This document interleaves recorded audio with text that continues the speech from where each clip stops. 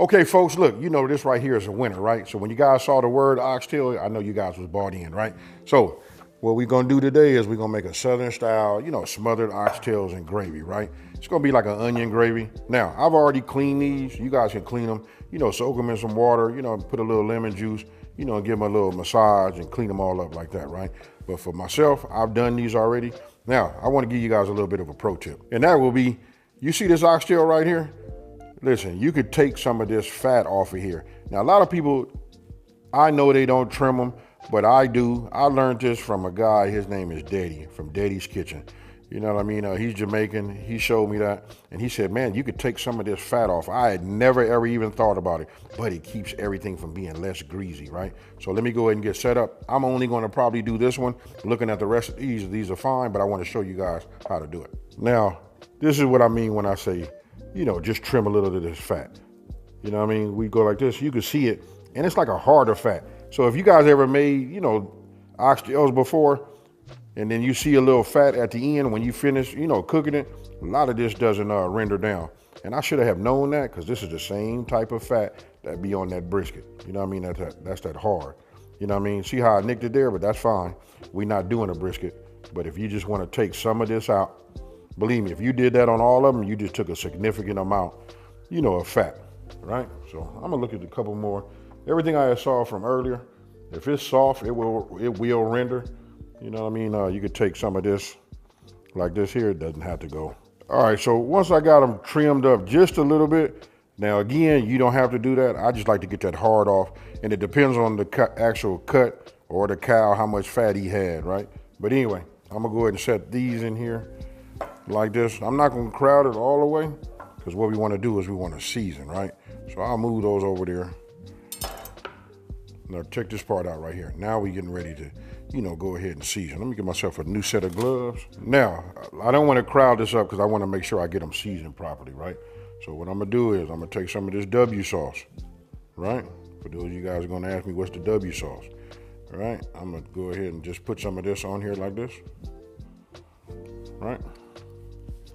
Now you're gonna wanna keep a wet and a dry hand, right? So this would be the hand that I make sure that I put this on here. What we're doing is putting a little bit of flavor on here, you know what I mean? But most of all, it's a binder.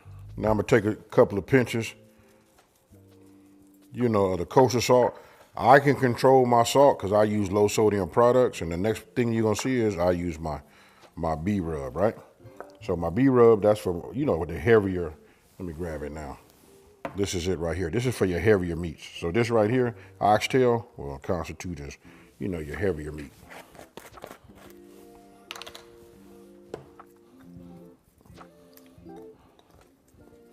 So once we have it, we know we got that kosher salt, throughout. Now I'm finna come over the top with it with a little bit of seasoning, right? Because we're gonna brown. Okay, so you heard me mention earlier that I was gonna be, browning, right? So obviously you see right here, I got a cast iron skillet. I got some olive oil right here. Oh, excuse me, I'm using avocado oil today. You know what I mean? This right here, check this out right here. We're gonna go ahead and get this nice and hot because I'm gonna be doing my browning. And then when I got these in there, these oxtails that's already had been seasoned, then I start with these and do the same exact thing. Now, while that's coming up to temp, check this out. We wanna add a little flour to it. Right, so I'm gonna get in here with my dry. Actually, I don't have to do it that way. I can just hit it like this. So now, we already have it seasoned. Just make sure I have some on there. And I actually picked that flour up. That was gonna be for my, for the gravy. So I actually measured this one out already, right? So let's go ahead and just use what we got. So, got the binder on there, got everything nice and seasoned up. I can see, look at that, nice and hot. Here we go, folks. You just want to set them down, just like that.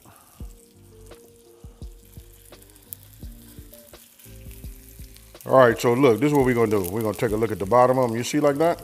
That's what you're gonna wanna have, folks. You know what I mean? We wanna put a little color on the bottom of it. You know what I mean? And that's that flavor. Let's take a look at this one. You see this? Oh, yeah.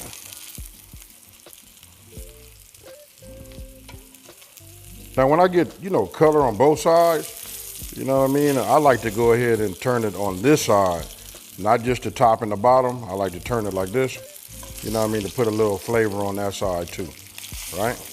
Now, I didn't use no black pepper, because black pepper make it like super dark, and I really don't care how they look, you know what I mean? Once we put this thyme under here, and if I hadn't said already, we doing it in the crock pot.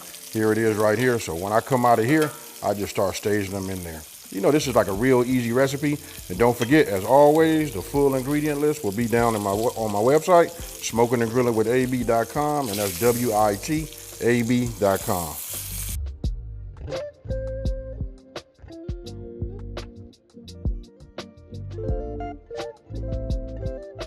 All right, now that I'm done with that second batch, right, I'll put it in there. Now, you guys don't have to do yours as far as I do them this way, but I promise you, this right here is gonna give it that gravy, just a whole thing, just another dynamic as far as like another layer of flavor, right? So now it's time to work on that gravy. Now here, let me give some pro tips. And anyway, if you've been following me for a minute, you know that I love making roux, right? So that's kind of like what we're finna do, you know, when it comes to the gravy, right? So you can see I got a little bit of oil, you know, left over in here, right? So what I'm gonna do now is, everything is back up to temp, right? I'm just gonna add a little flour, right? And we're gonna whisk. Now the key is we wanna continue to whisk, right? I don't wanna get no lumps, you know what I mean? So I'll just keep adding a little bit at a time, right? Now notice I didn't have enough oil in here, right? So it never really did get hot enough, you know, but I like to start off that way. I could have added more oil to it, you know what I mean, which I'm going to do right now, you know what I mean? And we're gonna let that, see how instantly it gets hot, right? So we'll just keep working this around. And what we wanna do is get this whole 3/4 cup in there. But if you guys follow the way I do it, I promise you, you'll have success. You know what I mean? A lot of people have different ways of doing it, you know, whatever they're doing or however they're cooking, you know what I mean? But there's more than one way to skin a cat. But the main key is you want to continue to whisk so you don't get no lumps. Next thing I'm getting ready to do is add the remainder of my oil in.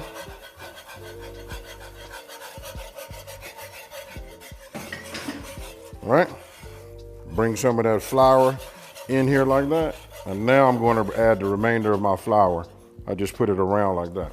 So now I got the whole full cup. So you can see, look at that. That's what you want. But I'm gonna continue stirring this. Like I said, I don't like for it to like set up no paste on me, nothing like that. But I'm gonna continue doing this. So what we looking for, the longer we let this cook, the darker it'll be.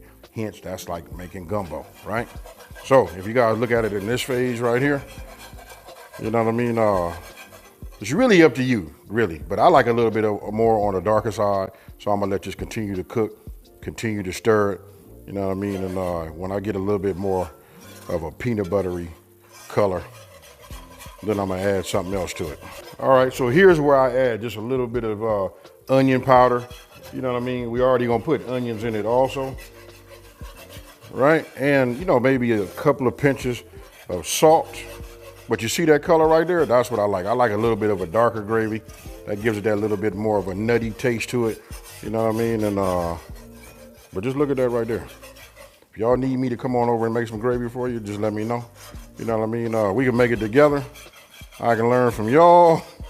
Y'all can learn a little bit from me. Now that that's the color I'm looking for. It take a little while to get there, but we get there, right? Now we're gonna go ahead and add our garlic.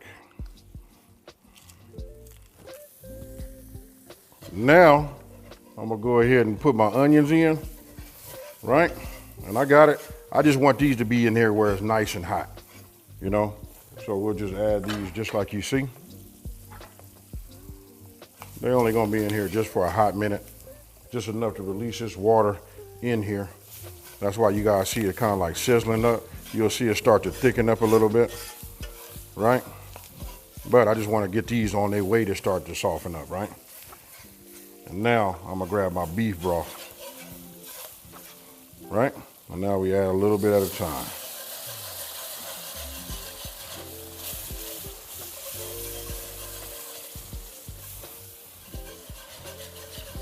It'll try to thicken up on you, but you know what? We're gonna keep it stirring, right? Let me go ahead and get my spatula. Grab this, bring this around.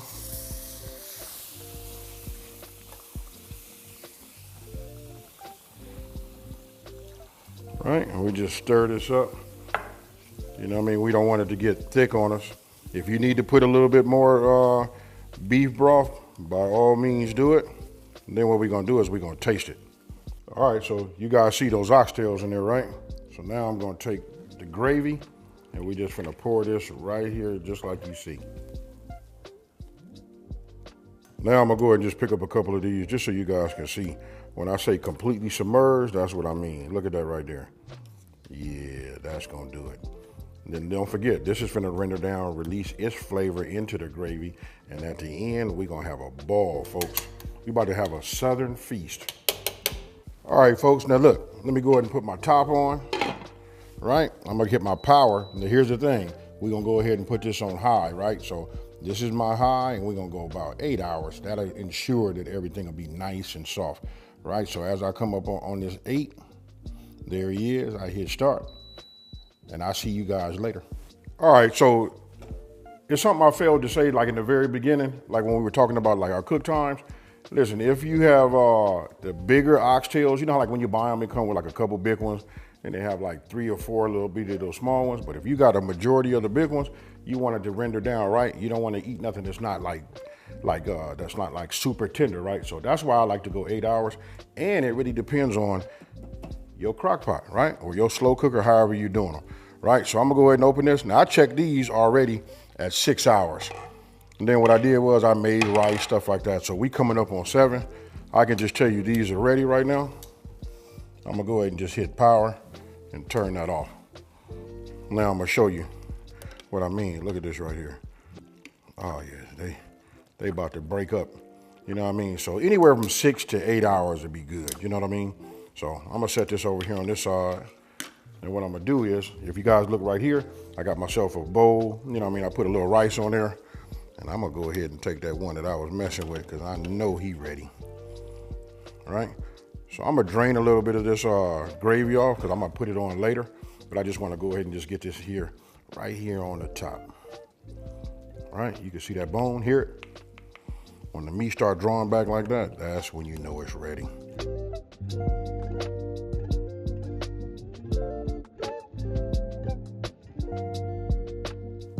Go ahead and put them on there like that, right?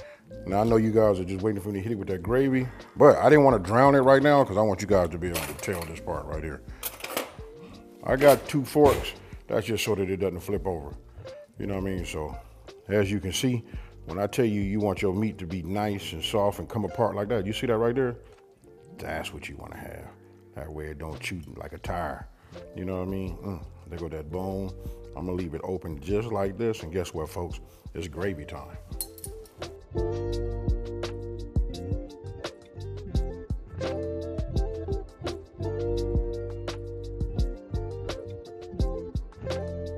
Okay, so look, now that you see it, you know, it's plated. Listen, my mouth is watering. I've tasted my gravy, and I probably didn't emphasize that enough in this video right here. You gotta taste all of your food as you cooking in stages, right? So listen, I know my gravy was right. I know that after it sat here and cooked, you know what I mean, and then melted some of that fat from those oxtails and yada, yada, yada. Look, I feel like I'm about to, you know, like be doing a little rambling, like over talk it, but you see this right here? Oh, this is for all my gravy people out there, because I know the gravy police be watching me. You know what I mean? Say, AB, you don't be having enough gravy. You know what I mean? So we're gonna do it just like that. I'm gonna mix this in like that. And then I want y'all to look right here inside this crock pot. You see that right there? We got gravy, folks. Notice we ain't got all that fat because we did do a little trimming, right? So anyway, cheers, y'all. And now for a little rice and a little oxtail. You ain't even got to do it like that. You know what I'm saying? You look, I just go in there and grab some. Look at that right there. You want to know, is it soft? Let's get some more. Man, this right here is right. Now look, because we cooked it so long, it's later, coming up on that evening. You know, even after having a couple of bites of that and just sampling and just knowing what it is, I already got the itis. but I'm about to sit down and finish these right here. So listen, you guys know what to do. Oh, and here's a little pro tip. If your gravy is a little thick, you know what? If you got even, you can use chicken stock, or if you got any more beef broth, just put it in there, stir it up, and there you have it. It just thins it out. Now, let me know what you would do to, you know, add to this. Would you add, actually, I could have added mushrooms with this. This would have been nice too, with some like sauteed mushrooms and drop them in there. All right, but, so listen, if you're new to my channel, let me take this time to say thank you for watching this video. Don't forget to like, smash that subscribe button, and tell everybody out there, there's a channel out here that's simplifying these recipes and taking the mystery out of cooking. And guess what, folks? I'm about to dig in. Peace.